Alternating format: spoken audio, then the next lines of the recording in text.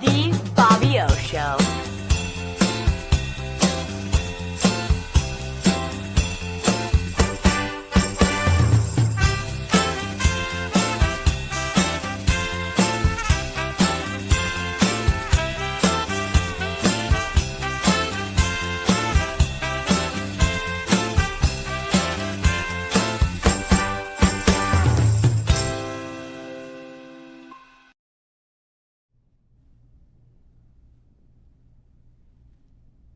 Welcome to the Bobby O Show.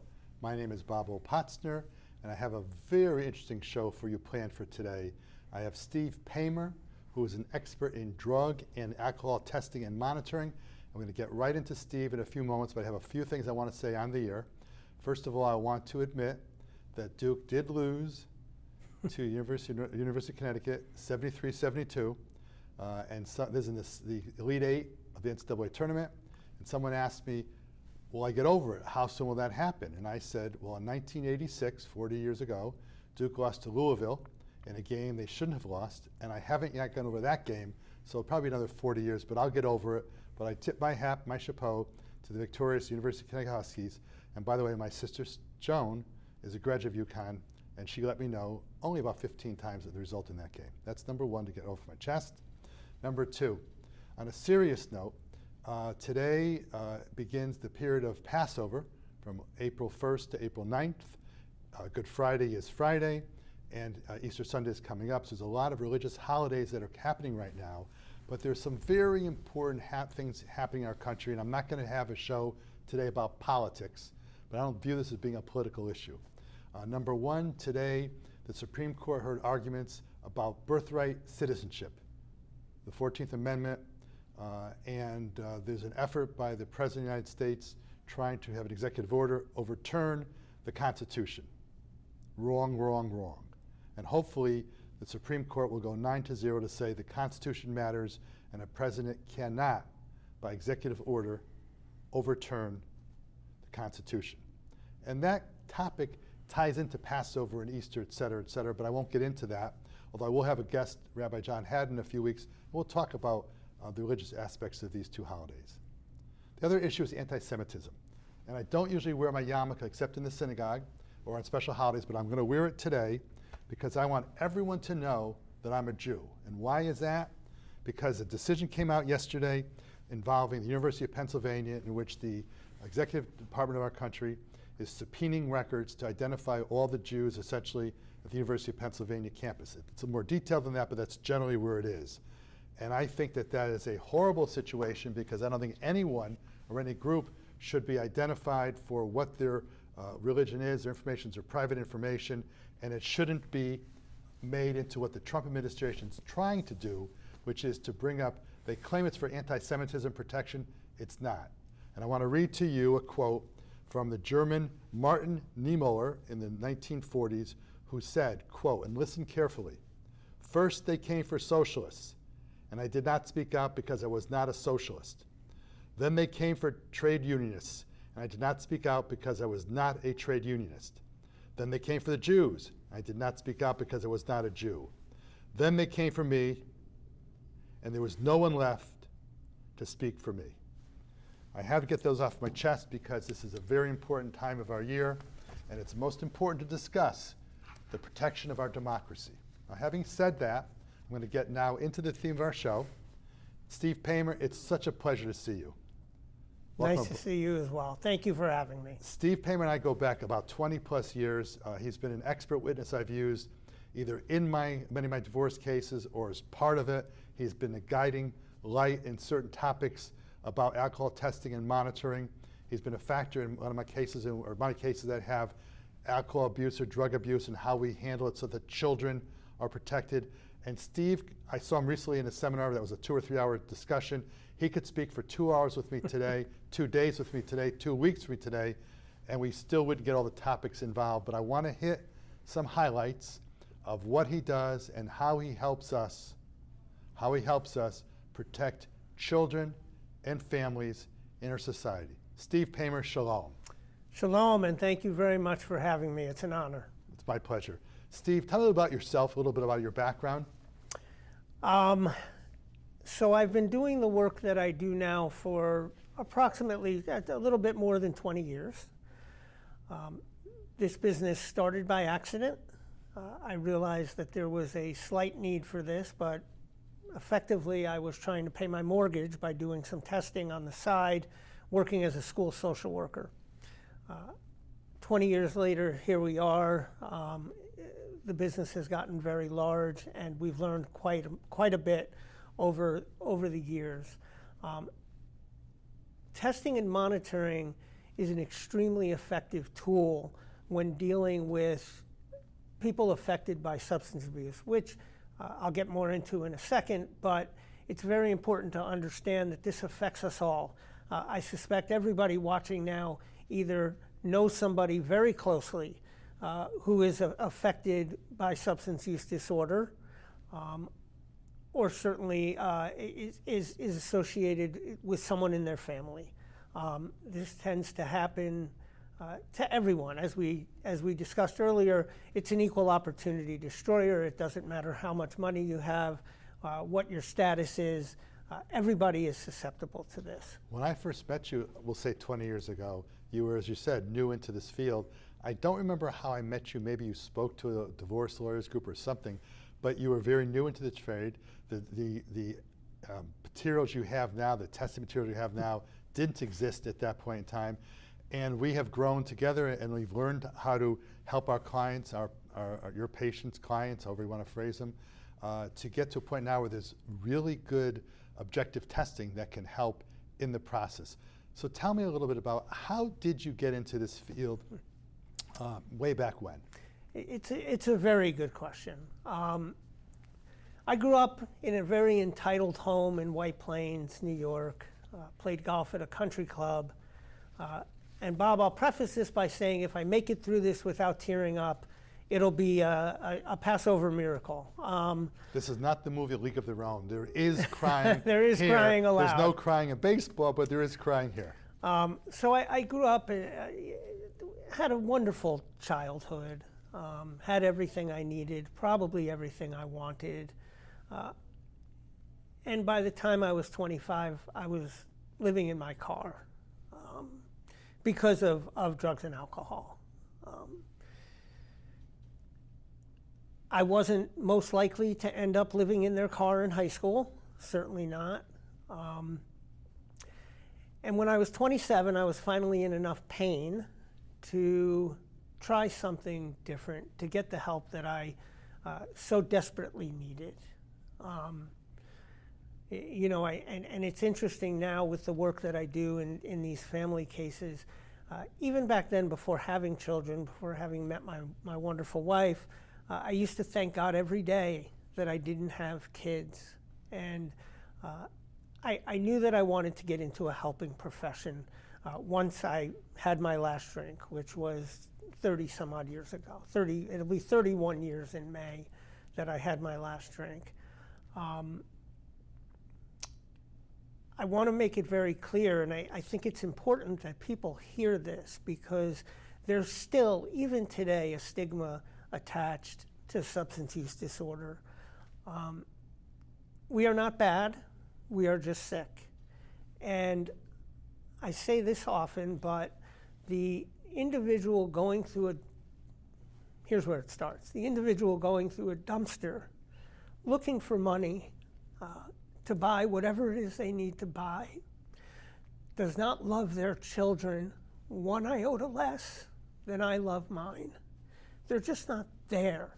What's so devastating about this disease, and it is a disease, is that we have an irrational tolerance for emotional pain.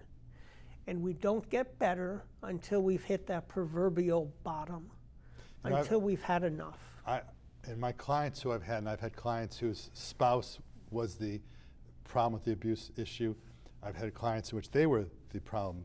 And the fact that you tell your story to them, and I've heard you tell the story many, many times, and you do tear up every time, which is a good thing, but it also gives you credibility. You don't have to be a criminal to be a criminal lawyer. You don't have to be a divorce lawyer and be divorced to be a good divorce lawyer.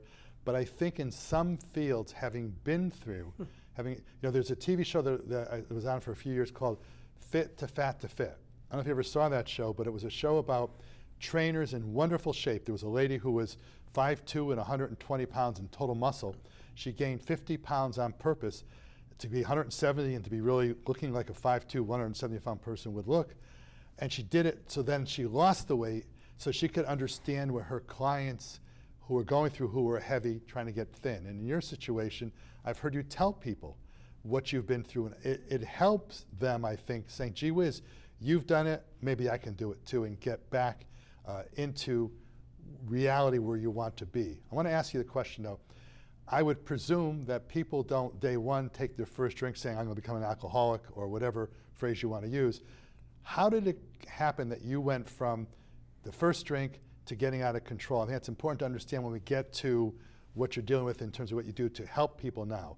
So how did it go from a drink to a horror show? With no offense to saying the word horror show. It's a great question. I mean, I remember the first time, and opiates are a large part of my story. I tell my wife I was a trendsetter. This was before the opiate crisis. But I remember being in high school, and this was, my life was still, on track, doing what I was supposed to be doing. And I remember I was working at a screw factory, literally, and a metal plate fell on my toe. I crushed my toe, and the doctor had given me a prescription for Percodan, which is oxycodone. How old were you?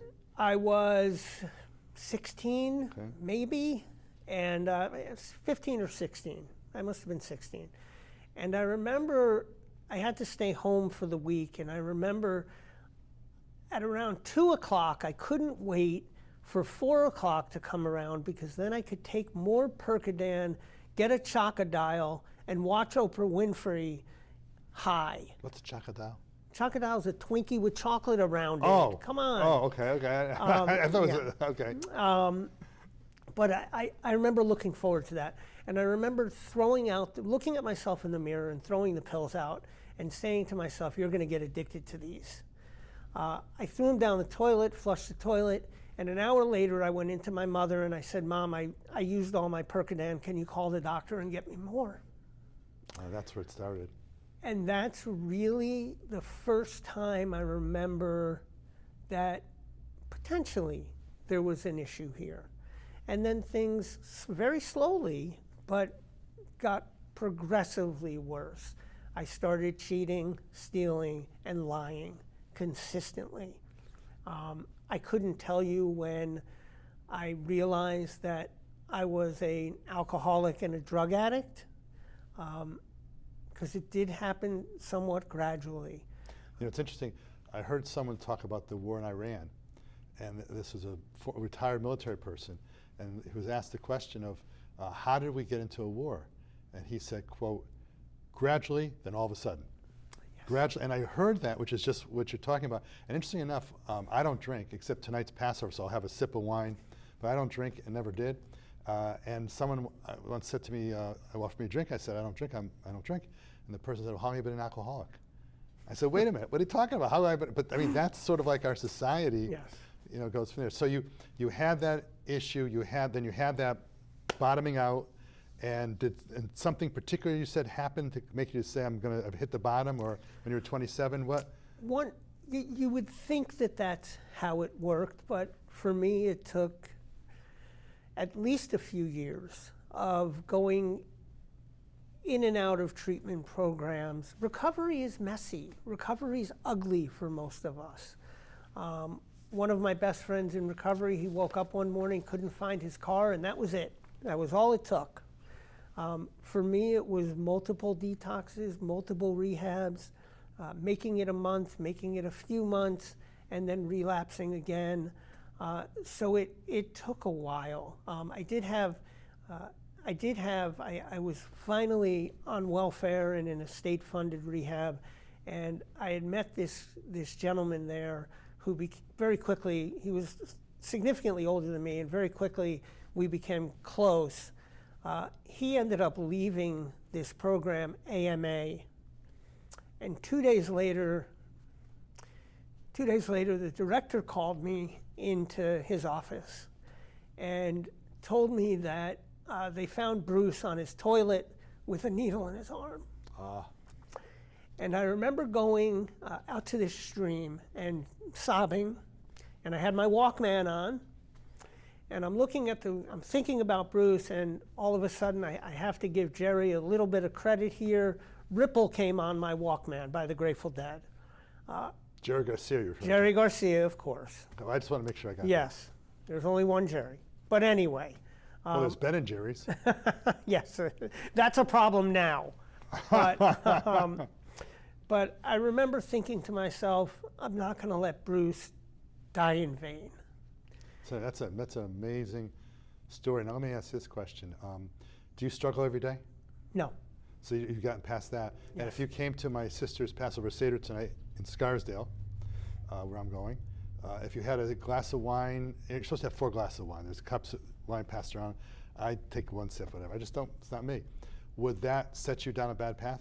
It is something that, at least today, I would certainly never do. I would have the grape juice. Of course, Manischewitz is so terrible. It's not even really wine. It's like grapes. So you would just, to be prophylactic, you wouldn't want to take a chance. Absolutely not. Okay. This is a fatal, progressive disease. As much as I can be flippant about it and joke about certainly my history, the years, the decades that I have been abstinent, it's growing inside of me. It's there. It never goes away. On my tombstone, it will read, Stephen Paymer died a drug addict and alcoholic. But it's in remission, and it's been that way for a long, long time. But I'm quite convinced, having seen it multiple times, that if I picked up a drink today, within a month or so, things would be extremely bad. Are you proud of yourself for where you are today from where you were when you did the Jerry Garcia thing? I'm extraordinarily grateful. I don't clap very often. Yeah. I have seen so many people die over the last 31 years.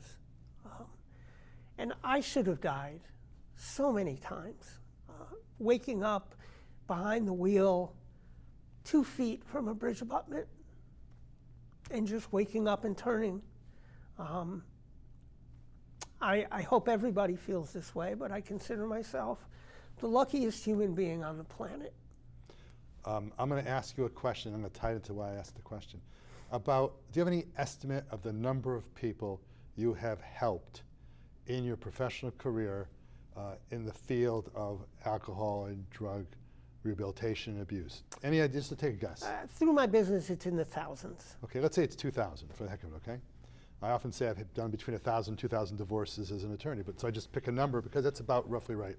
So my question to you is, when you said you should have died, do you have a philosophy that says the fact that you survived and got your act together could have been spiritually done so that you could have saved these 2,000 people who maybe wouldn't have been saved, but for your going into the gutter, no offense, and coming out and being who you are today? Do you ever think that way? I like to think that that would be true in all cases. I have a very, and I just learned this one, but it's become a mantra of mine very quickly. I can help people, but I can't fix them. That has to be on them. I can show them a direction. I can tell them what worked for me. One of the things that's difficult about this is that we typically cannot do it alone. And I know I couldn't. I need people I trust around me. I need somebody to be able to say out loud the things that I'm thinking. You know, we call this a bad neighborhood, right? Between the ears. So I have to be very vocal about my disease, and I have to talk about it, and I need people to do that with. And when you add up the number of people you've helped, you've got to also include the children who never met you.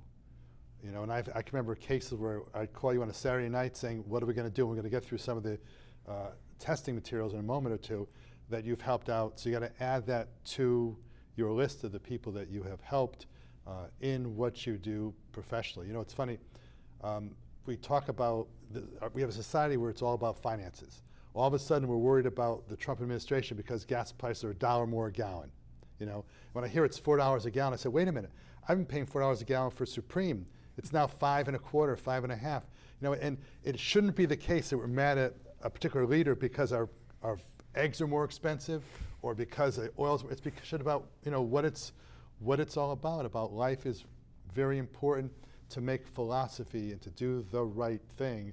And I'm talking about that because I look back at my career. I've been a lawyer for over 40 years, and it wasn't the most money I made in a case that meant the most. And I'll tell you one story that would tie in with what you did. I do a lot of school expulsion work. I represented kids who, if you're going to get expelled in Connecticut from school, they have to have a Board of Education hearing of some type that gets you out of school more than 10 days. And I had a case where, won't mention any names, was a youngster many years ago who brought a cucumber to school, high school, Eagle Scout, whatever. But that wasn't the problem. It was the knife he brought to school to cut the cucumber. And long story short is, we had him bring character witnesses. He brought 400 people who rose and testified for him by standing up saying yes or no. But the point is, he then goes to college. We got a fair result from the district. The school district was very fair in what they did. Won't mention the kid's name or the district's name. But then 4 years later, the kid graduates from college. And the letter I got from him, you know how you were tearing up before? The letter from him saying how I saved his life. I didn't save his life. He saved his own life. I happened to be a tangential assistant to what happened. But those are the things I'm sure, and I'm sure you get those kinds of letters saying to you how you've helped people. Do you have any stories like that? I absolutely do, and yes, numerous letters from people. And on a sort of an aside, I'll say this, and I tell my kids this all the time, I'm happiest when I'm helping somebody else, because when I'm helping somebody else, that's the only time I'm not thinking about me. And I'm much better, thank goodness, at what I do than I am at making money. But yes, I have one specific case with a client who calls me every year on his anniversary to tell me that he's made it yet another year. And he tells me about his relationship with his children and how he's doing. And these are kids that he wasn't able to see, was not able to see without a supervisor there. And he is now best friends with his children. So yeah, I get that call every year from him in August, and it's wonderful. Before I get into the details of what you do and how you do it, I want to ask you this question. You know, you have kids. How many kids do you have? 2. Okay, ages roughly?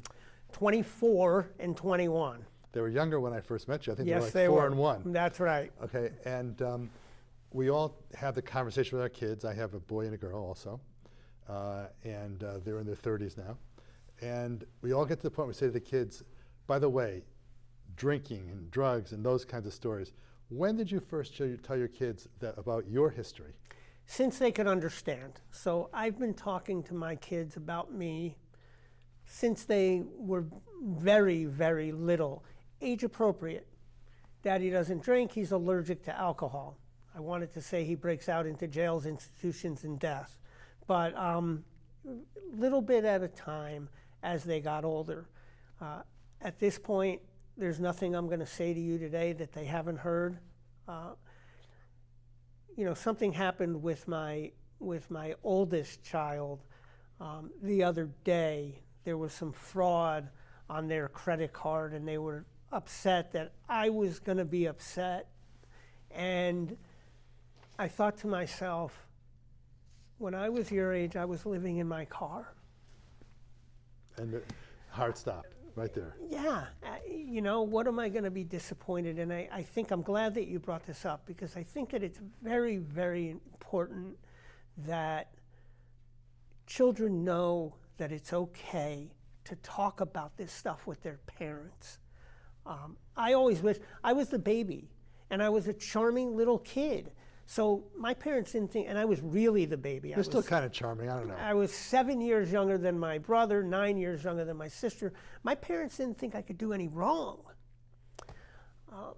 You know, meanwhile, I'm doing cocaine when I'm 13 years old.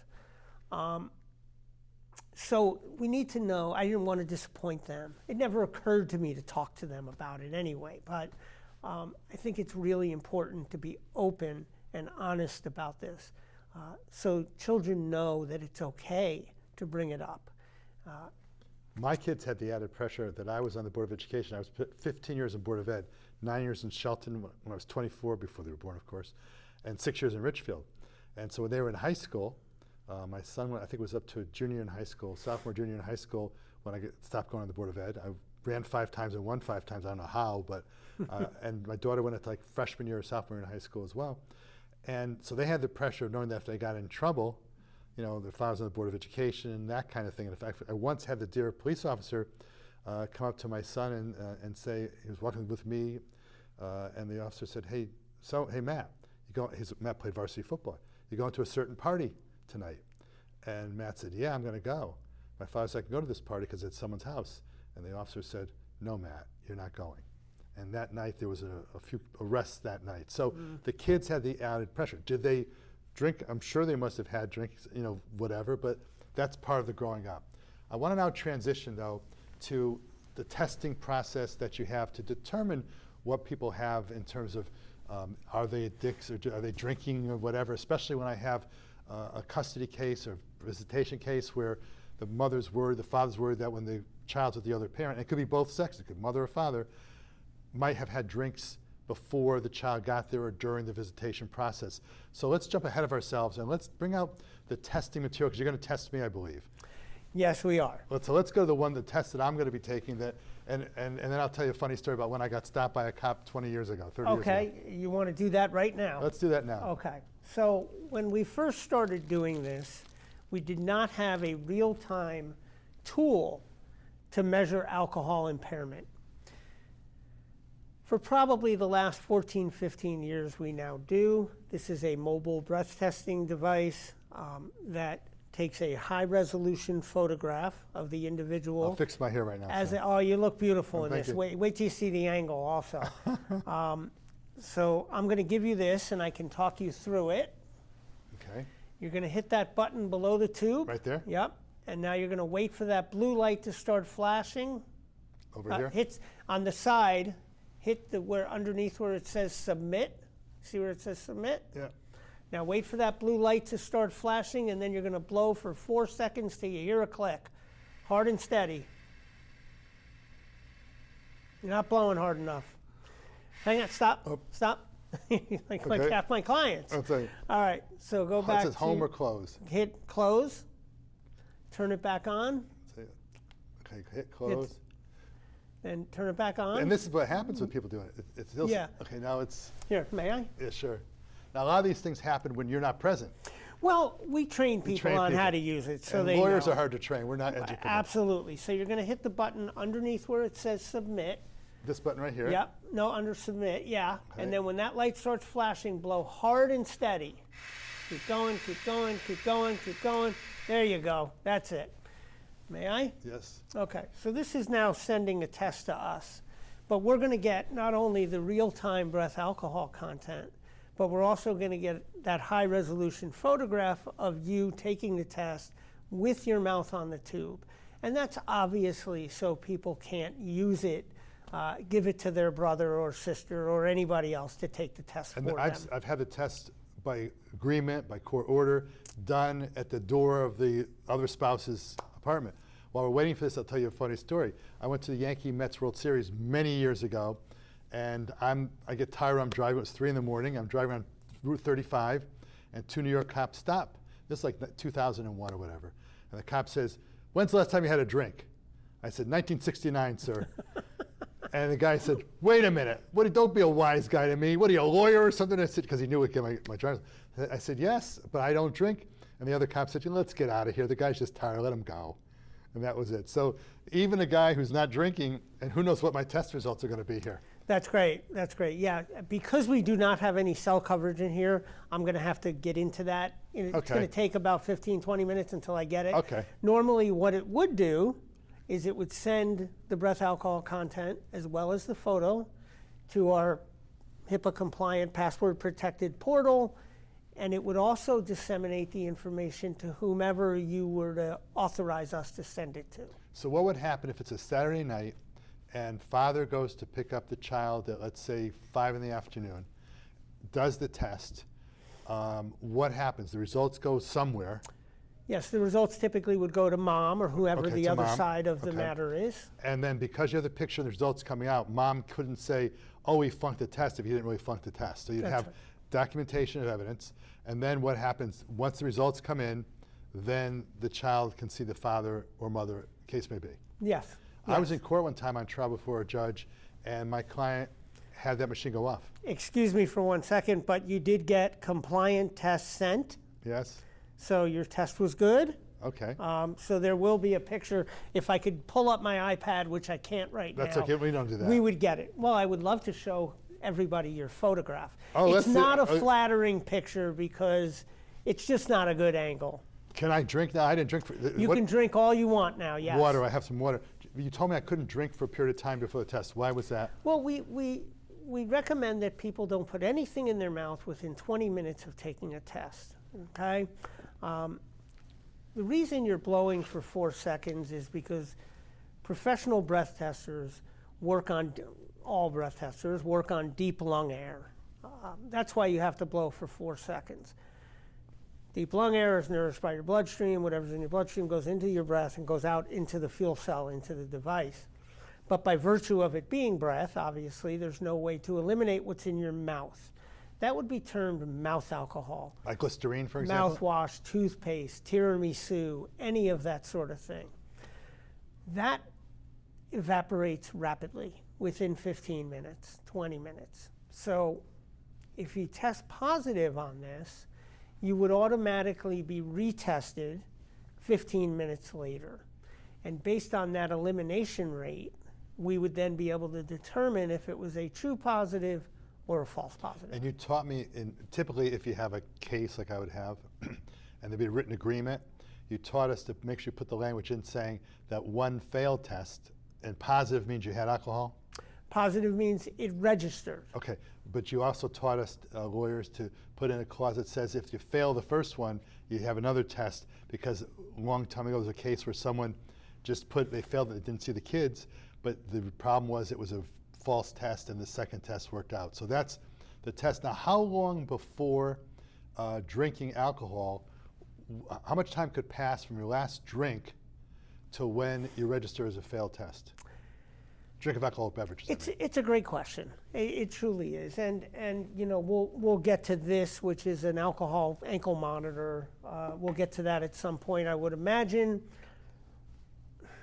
Alcohol is everywhere, and because in my business we're dealing with courtrooms and we're dealing with alcohol, we need to be able to determine what's a true positive and what's a false positive.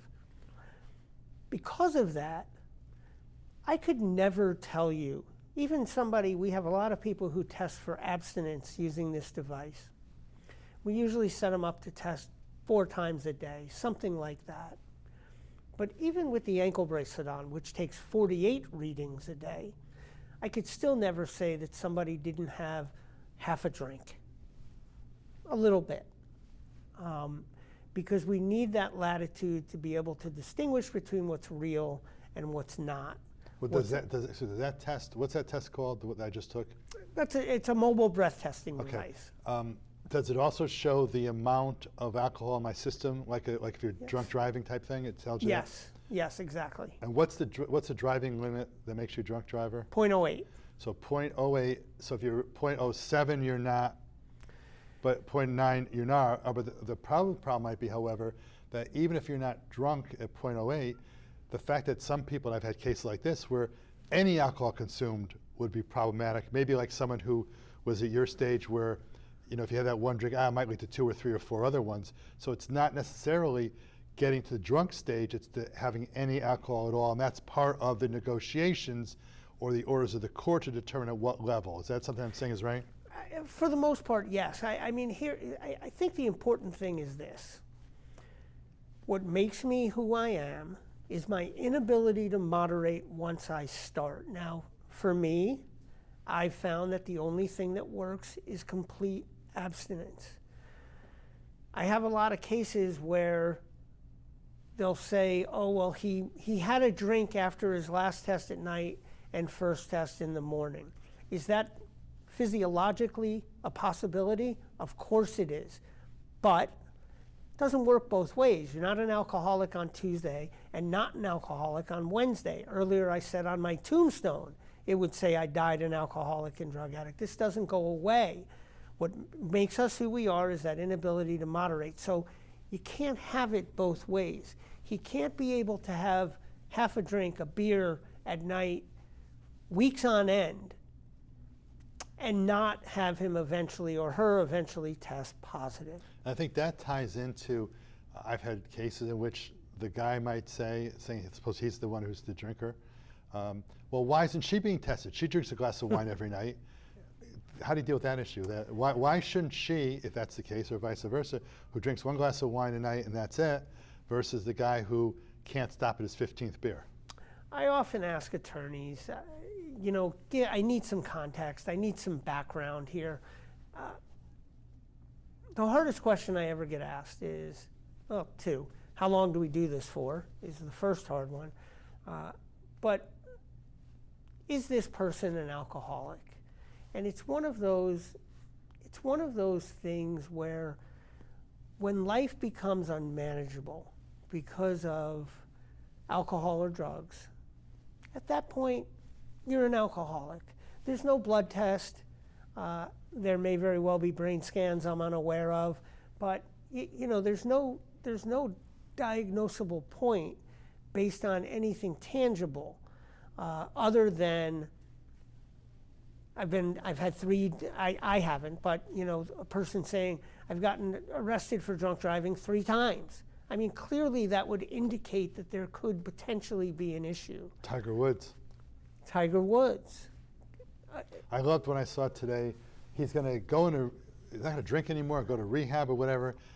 You got to want it. Don't you have to? I mean, what causes someone who's an addict to stop drinking? What caused you had your story with your friend and how, doesn't it take intestinal fortitude? It's got to be, what does it take to stop? What's so devastating about this is that it's a function of pain.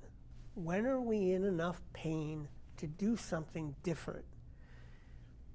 Cases like Tiger Woods are the most difficult cases out there because he's in a position, and I'm a huge Tiger Woods fan. I love him, and I pray for him sincerely. That being the case, it's when, in our tolerance, I said earlier, for emotional pain is irrational. I say to attorneys often, you're thinking about this rationally. It doesn't work. You put your hand on a stove and you burn yourself and you never do it again. I put my hand on the stove and I say, I'm going to put it on the stove a little bit different this way and I'll get a different outcome. It's that old saying we've all heard, insanity, doing the same thing over and over again and expecting different results. But it's really a function of when we've had enough. And that's different for all of us. That ties into, we talked before about positive case that we've had. I think one of the 4 or 5 worst cases that I won was I had someone who was drunk and got pulled over, and I got called, and I don't do criminal law anymore. I did the first couple years of practice, but I didn't like criminal law for a lot of different personal reasons. I just didn't want to deal with that. But someone had a problem, called me at night, and I went to the police station, and the police made a mistake, and they didn't follow the law in terms of doing the test. The person didn't want to take the test, and then when I got there, I said, take the blanket test, because if you don't take the test, you're going to lose your license for 6 months, whatever. And it was like within 28 minutes of when he said no, and the rule was, I said, give him another test, and they refused to give him a test. So I went to a hearing, I was the witness about that, and the person did not lose his license or her license in that period of time.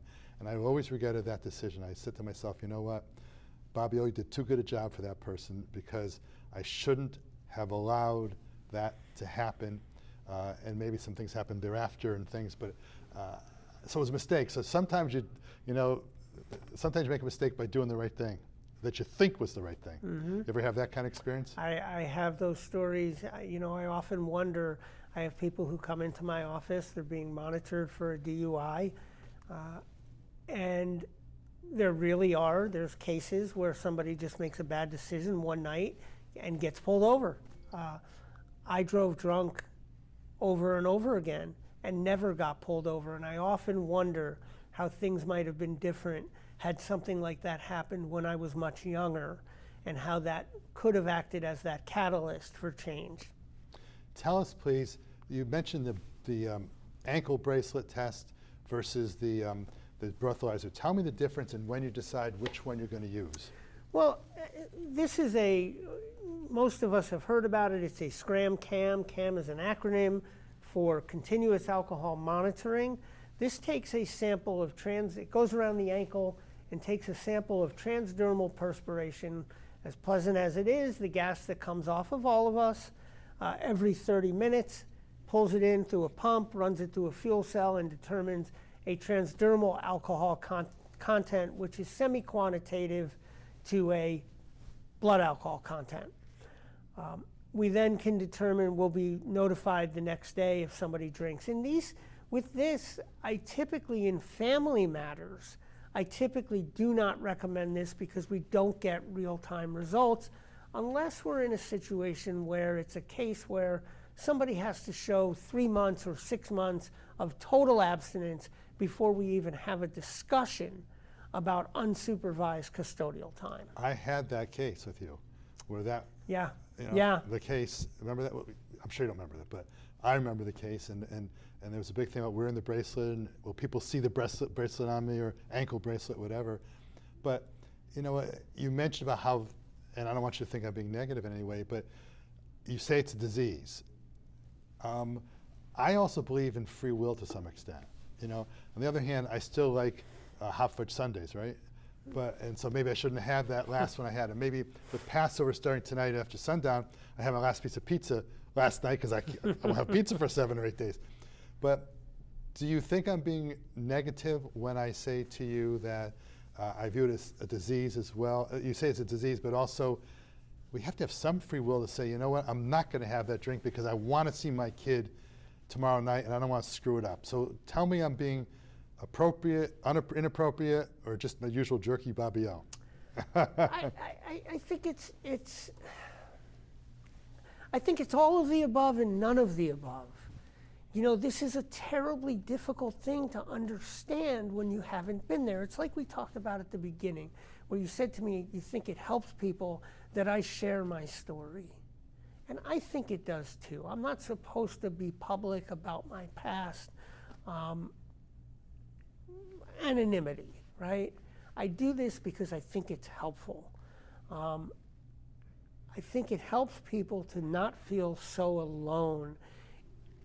It's ineffable. I don't have the words to describe how lonely I felt at the end, how I felt that nobody understood, and how I really was caught right where you were just talking. Do I even have a choice?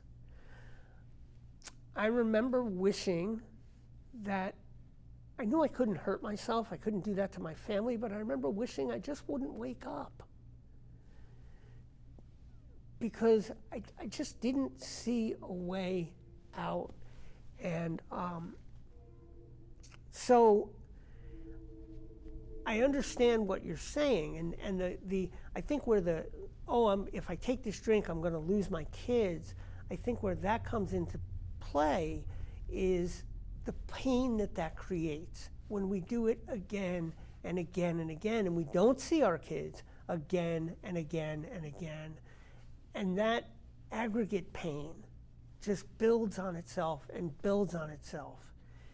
And then, the good Lord willing, we get to a point where we say, I can't take it anymore. I finally have to listen to somebody who knows what the heck they're talking about, how to get out of this. Yeah, I think the free will part I'm mentioning, I'm not saying it isn't a disease, but if let's get out of the alcohol. If you're someone who weighs 350 pounds and it's 150 pounds overweight, whatever it is, if you eat that next piece of pizza, for example, you know what's going to happen. And I think the free will, from my perspective, would be maybe you should say, you know what, God darn it, I'm not going to have that piece of pizza. That's what I wanted to balance off the two perspectives in that regard. And I want to ask you this question.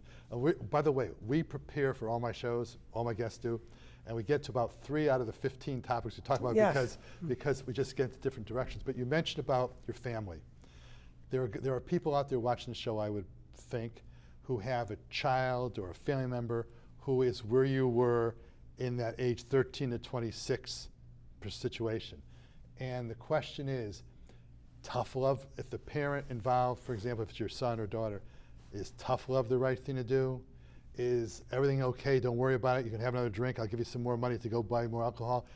Tough love versus not so tough love. As the person going through it, when you hit rock bottom, what do you recommend to other people? I'm sure you ask this question all the time. What do you do with the tough love versus? I'm a proponent of tough love, and I'm a proponent of tough love because that's what worked for me. I remember sitting in a phone booth in a payphone. We used to have those. You remember. I'm not as old as you are. Yes, I remember. Yes, I remember it. And I was in a detox, and I called my mother from a payphone. And my mother was the person who would always bail me out. And I said... Not unusual, right? Not unusual. Not unusual at all. And knowing what I know, I couldn't imagine having this conversation with my children. And I said, I'm finally going to go into long-term rehab like they've been telling me to for a couple of years now, but I have one night between detox and rehab. Can I stay with you? And she said, no. So she got tough. Yeah. She said, you need to figure it out. You lie, you steal from me, and you break my heart every time I see you. I love you. I'm here for you when you get your act together. But until then, no.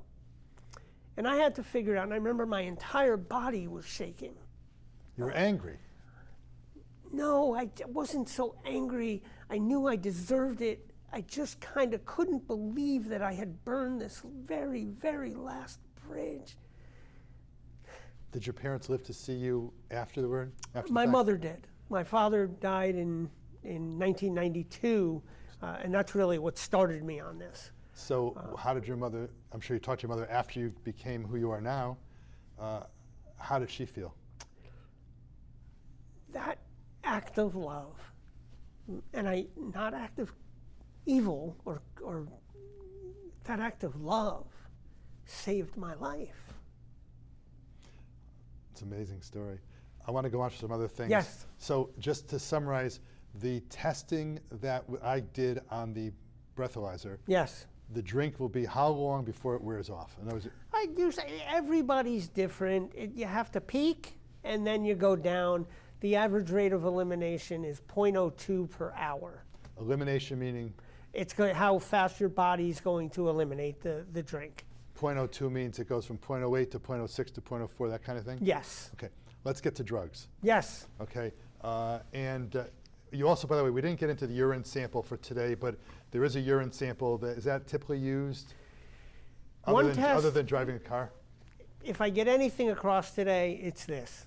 One test is not better or worse than any other test, whether it be urine, hair, sweat, oral fluid. All of these tests are just as good. It's always about window of detection and what we are trying to achieve.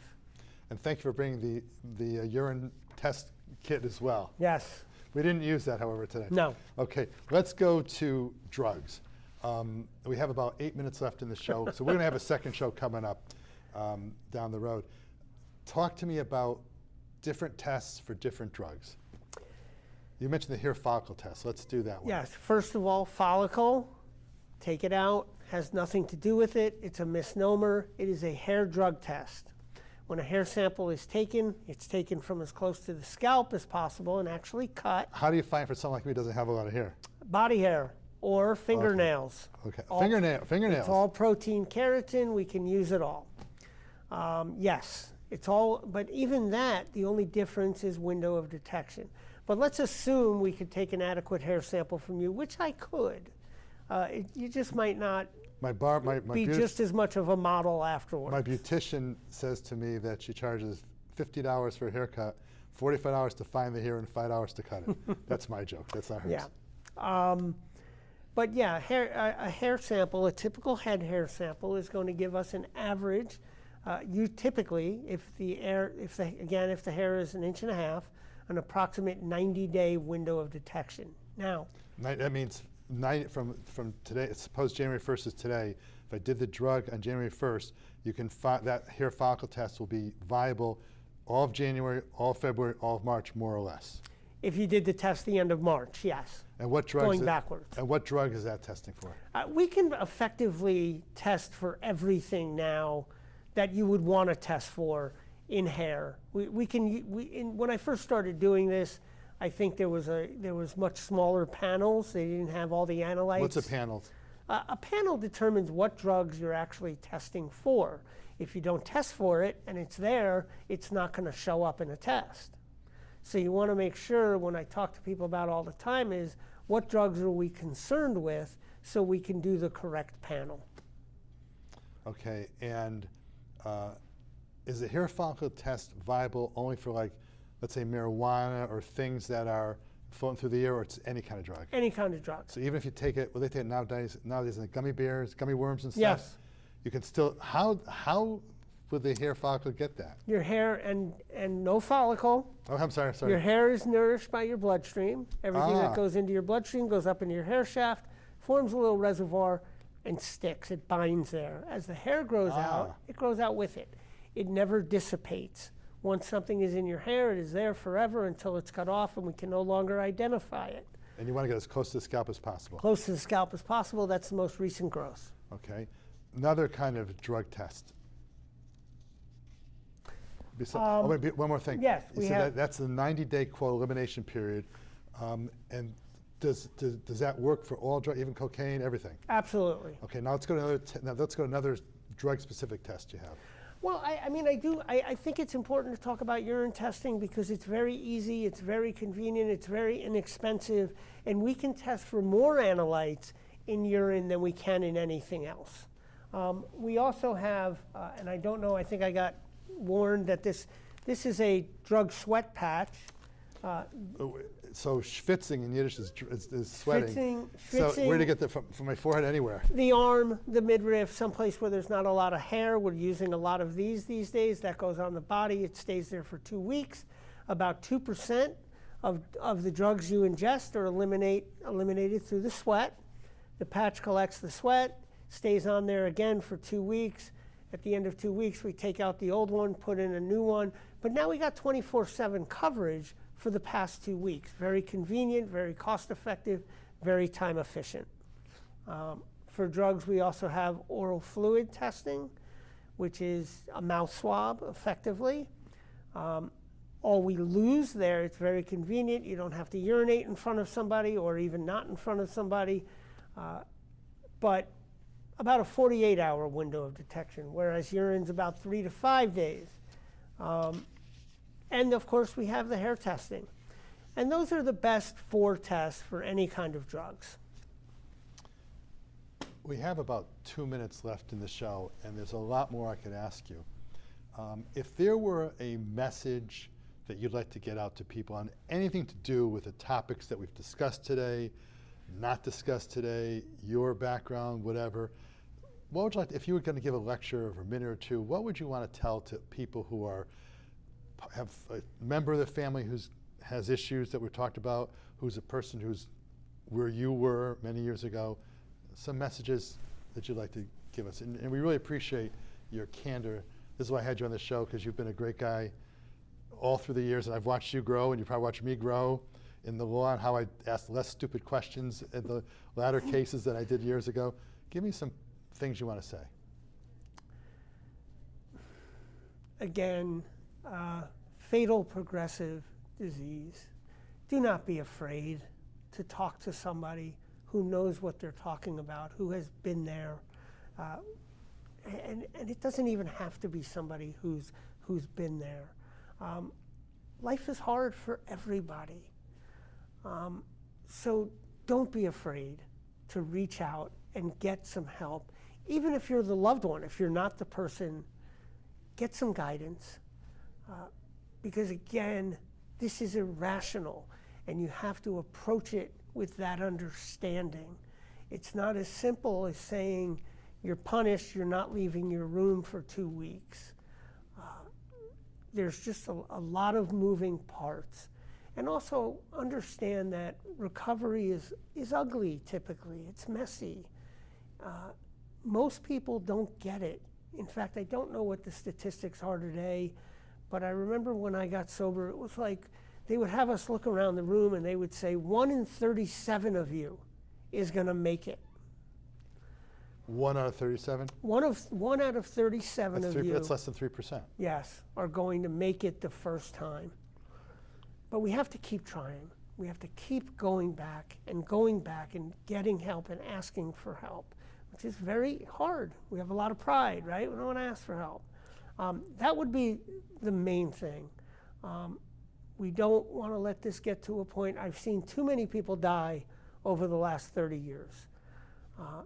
We don't want One in the case that I had with you. Yes, yes. I also think it's very important to say this. Monitoring, what I do, is very effective from a clinical perspective. I'm not talking about keeping the children safe. Yes, it absolutely does that.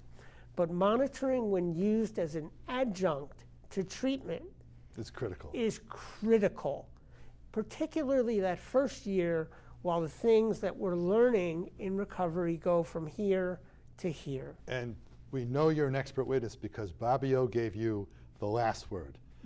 You'll be back on the show, please? Absolutely. This has been Bob Opatsner with the great Steve Paymer, talking to you from the heart on issues that he's warning you and your family members to just do the right thing and help each other. God bless America.